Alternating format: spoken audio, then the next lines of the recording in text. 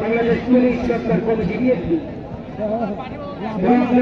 রহমান সরকার সাবেক সভাপতি কলম্বা থানা তিনি উপস্থিত রয়েছেন। রয়েছে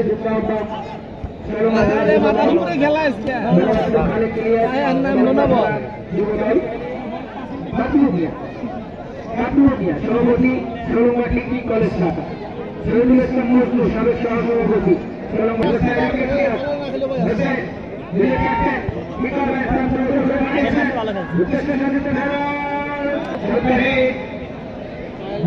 ফাইল ড্যামেজ হয়ে গেছে, আমি জানি।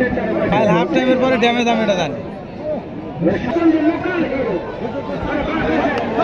শাবাশ শাবাশ